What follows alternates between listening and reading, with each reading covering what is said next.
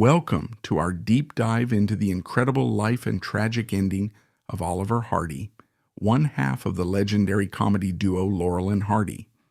But behind the slapstick humor and timeless films lies a story of personal struggles, triumphs, and a heartbreaking conclusion that left the world mourning. Stick with us as we explore the journey of Babe Hardy, from his early days to his unforgettable partnership with Stan Laurel, and the devastating health battles that marked his final years.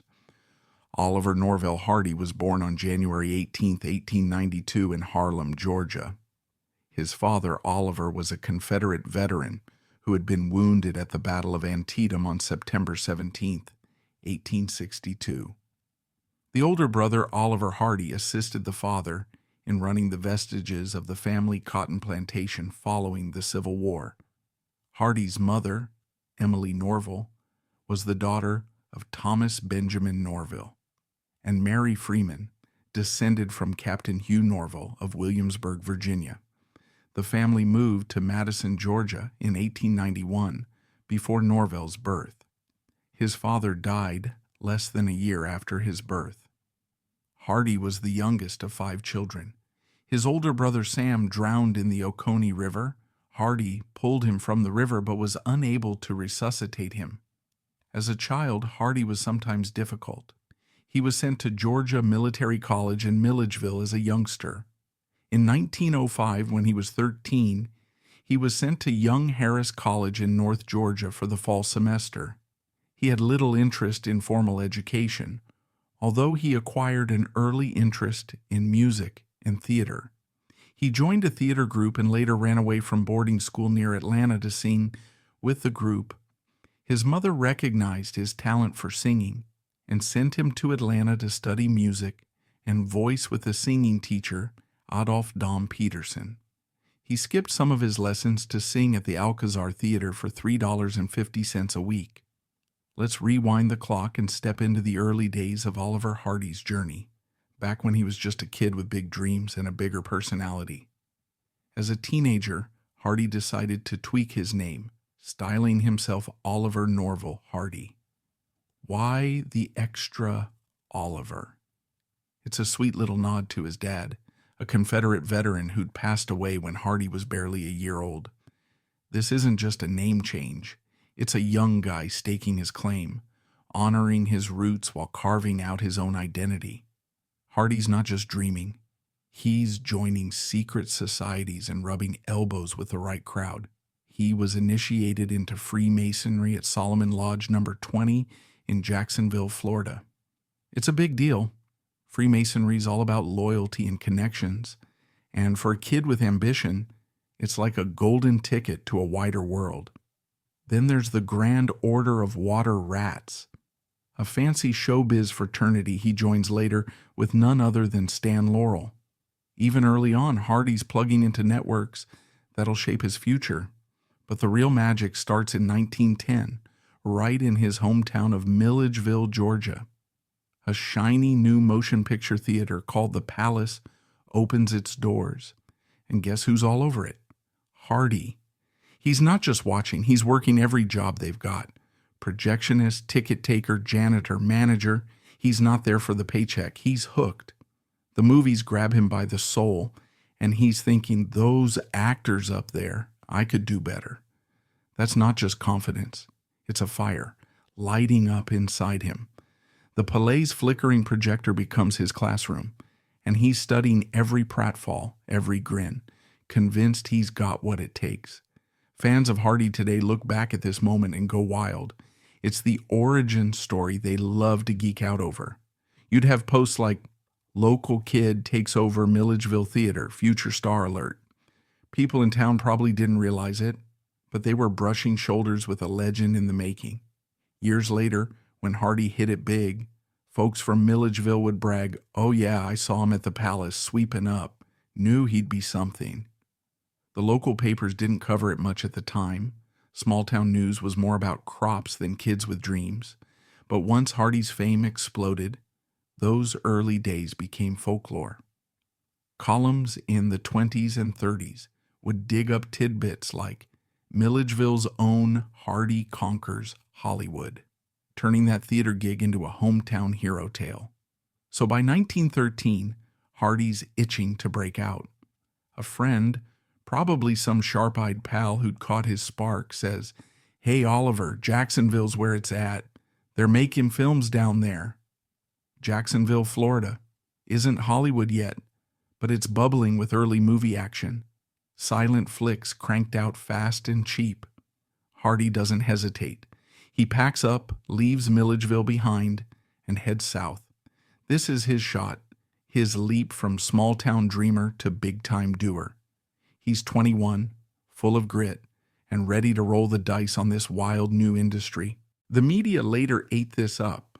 Once Laurel and Hardy were household names, film magazines like Photoplay ran pieces tracing Hardy's path, with headlines like "From Georgia Janitor to Screen Giant."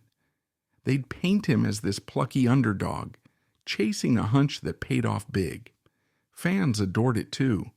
Letters to studios in the 20s would gush, "I wish I'd seen him back in Jacksonville starting out."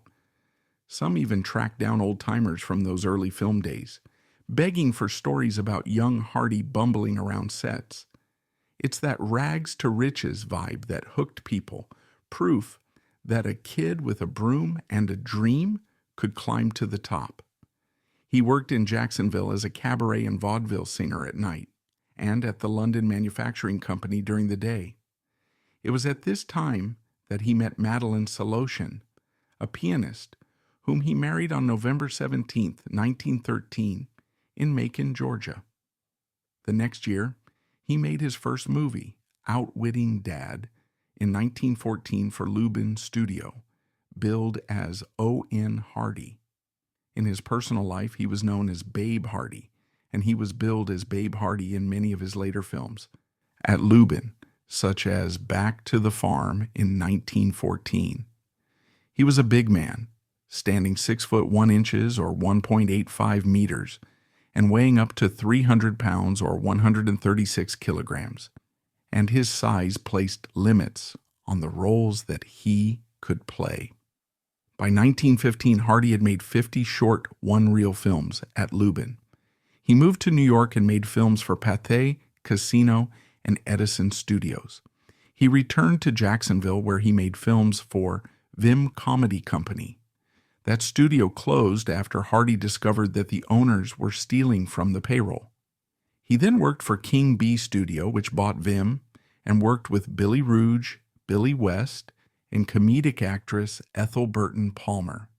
He continued playing the villains for West well into the 1920s, often imitating Eric Campbell to West's Chaplin. In 1917, Hardy moved to Los Angeles, working freelance for several Hollywood studios, and he made more than 40 films for Vitagraph between 1918 and 1923, playing mostly the heavy for Larry Salmon. In 1919, he separated from his wife, ending with a provisional divorce in 1920, which was finalized on November 17, 1921. On November 24, 1921, he married actress Myrtle Reeves. This marriage was also unhappy, and Reeves was said to have become an alcoholic. From 1921 to 1926, he acted in films including The Lucky Dog, 1921, Wizard of Oz, 1925, and 45 Minutes from Hollywood, 1926. In 1927, Laurel and Hardy began sharing the screen together in Slipping Wives, Duck Soup, no relation to the 1933 Marx Brothers film, and with Love and Hisses.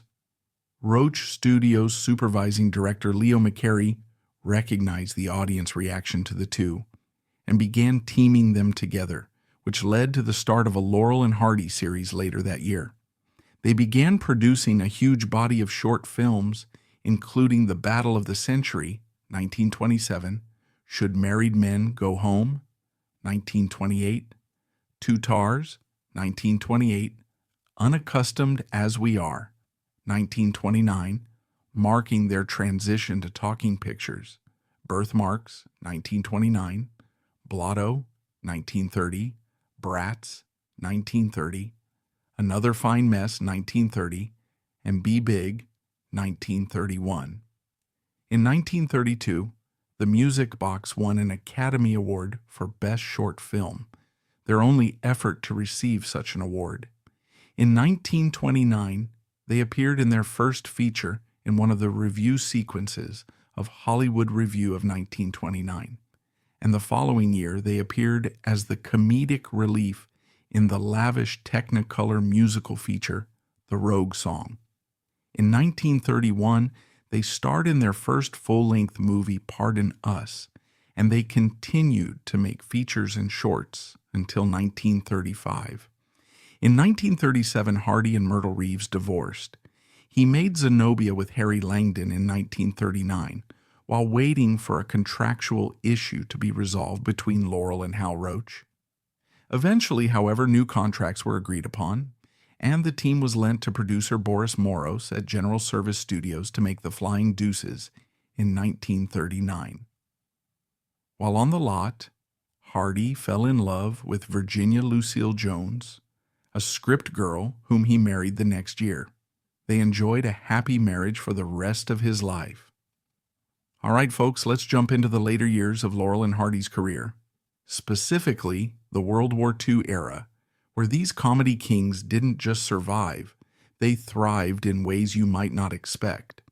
By 1939, things were shifting for our dynamic duo. They'd just wrapped up 2 gems, A Chump at Oxford has Stan and Ollie stumbling into a fancy university. Think fish out of water chaos with top hats and posh accents. Then Saps at Sea throws them onto a boat with a grumpy goat and a horn that drives Ollie bananas. These films were their farewell to Roach Studios, the place that made them stars, and you can feel a bit of that bittersweet vibe, like they knew change was coming. So what's next? Well, the world's in chaos, World War II is raging, and Laurel and Hardy don't just sit back. They roll up their sleeves and join the USO, the United Service Organizations. Stan and Ollie, the guys who've been slipping on banana peels and smashing pies in faces, now hitting the road to entertain Allied troops. They're not in cushy Hollywood studios anymore. They're out there, performing live for soldiers who desperately need a laugh amid the bombs and trenches. It's not just comedy. It's a morale boost, a slice of home for men far from it. The fact that they took this on shows their heart. Hardy's big, booming presence and Laurel's goofy charm were weapons of joy in a dark time. Fast forward to 1941, and Hollywood comes calling again. 20th Century Fox signs them up. Bam! They're back in the big leagues. Then in 1942, Metro-Goldwyn-Mayer, the studio with the Roaring Lion, jumped in too. These aren't small-time deals. These are heavy hitters betting on Laurel and Hardy to keep audiences rolling in the aisles. The films they churn out during these war years, absolute hits. We're talking 8 feature films, 8, between Fox and MGM. That's a Herculean effort when the world's distracted by war rationing and air raid drills. By 1949, Hardy was still in the game. And you know who came knocking? None other than the Duke himself, John Wayne. The rugged Western icon personally asking his old pal Babe Hardy to join him in The Fighting Kentuckian. It's not a starring role, just a supporting gig, but it shows how much respect Hardy still commanded in Hollywood. Even in his late 50s, with decades of comedy gold behind him, he was the guy people wanted on set. Can you imagine these 2 giants, Wayne's tough guy swagger and Hardy's larger-than-life charm, sharing the screen? It's a testament to Hardy's enduring charisma that he could pivot from slapstick to a Western drama and still shine. Meanwhile, Stan Laurel, Hardy's other half, wasn't doing so hot. A few years earlier, he'd started battling diabetes, a tough blow for a man who'd spent his life making others laugh. And yet, life kept rolling. In 1950, another big name, Frank Capra, the genius behind It's a Wonderful Life, reached out to Hardy. Capra wanted him for a cameo in Riding High alongside Bing Crosby. Think about that for a second. Hardy's still getting calls from the biggest directors in the business, popping up next to crooners and cowboys alike. These weren't massive roles, but they were nods to his legacy, like little thank you notes from Hollywood saying, "Hey babe, we haven't forgotten you." Fast forward to 1950 to 1951, because this is where the Laurel and Hardy story takes its final bow. The duo teamed up one last time for Atoll K, also called Utopia. This wasn't their finest hour, though. Production was a mess, shot across 2 continents with language barriers and budget woes. Hardy was pushing 60. Laurel was frail from his diabetes. And yet they soldiered on to give fans one more dose of that classic chemistry. If you watch it, you can see the strain, but you can also feel the heart. They were doing it for us, even when the odds were stacked against them. It's bittersweet, knowing this was their swan song. Then comes May 1954, and everything changes. Hardy suffers a mild heart attack. For the first time in his life, this big, jovial man, who'd spent decades shrugging off health concerns, decides to take it seriously. And when I say seriously, I mean seriously. He drops over 150 pounds in just a few months. Stop and picture that. A guy who'd been tipping the scales at 300 pounds, whose size was part of his comedic persona, suddenly looking like a shadow of himself. Friends barely recognized him. It's not just a physical transformation, it's a signal that something's shifting deep inside Hardy's world. But here's where the mystery creeps in. Stan Laurel, in letters he wrote later, hinted at something darker: terminal cancer. Now, the official story doesn't confirm this. Doctors never publicly said cancer was the culprit, but Laurel's words have fueled speculation ever since. Could that explain the drastic weight loss? Dropping 150 pounds that fast isn't just diet and exercise. It's the kind of change that screams something's wrong. Add in the fact that both Hardy and Laurel were heavy smokers. Chain smoking was practically a Hollywood pastime back then, and you've got a recipe for trouble. Those cigarettes might have been a silent ticking clock, catching up with Hardy in ways he couldn't outrun. Things took a devastating turn on September 14th, 1956. Hardy suffers a massive stroke. Bam, out of nowhere. This isn't a mild scare anymore. It's life-altering. He's confined to bed, unable to speak, trapped in a body that's betraying him. For months he's stuck there, and who's by his side? His wife, Lucille, Virginia Lucille Jones, the script girl he married back in 1940. She becomes his rock, caring for him at home through this nightmare. It's a love story tucked inside this tragedy, and it's one of the most human parts of Hardy's final chapter. It's early August 1957, and Hardy's already been through hell. Months bedridden after that brutal stroke in 56, unable to speak, his booming voice silenced. In the span of just days, Hardy's hit with not one, but 2 more strokes. Bam, bam, like a double punch that knocks the wind out of him. His body, that big, sturdy frame that carried him through decades of pratfalls and punchlines, just can't fight anymore. It's exhausted, worn down by years of smoking, stress, and now this relentless cascade of health blows. By August 7th, 1957, the end came quietly but devastatingly. Hardy slips into a coma. His family, his wife Lucille, watching helplessly as the man who'd lit up screens worldwide fades away. That day, at 65 years old, Oliver Hardy takes his final breath. The official cause? Cerebral thrombosis, a blood clot in the brain that snuffs out one of comedy's brightest, most beloved lights. It's a clinical term, sure, but it doesn't capture the gut punch of losing Babe Hardy. This wasn't just a medical event. It was a seismic shock to everyone who'd ever chuckled at his antics. And there, by his side until the very last moment, is Lucille, Virginia Lucille Jones, his rock since 1940. She's holding on, probably whispering to him, maybe even praying for a miracle that never comes. After he's gone, they cremate him, and his ashes are laid to rest in the Masonic Garden at Valhalla Memorial Park Cemetery in North Hollywood. It's a serene, dignified spot, almost too quiet for a guy who'd lived so loud, whose laughter once echoed across continents.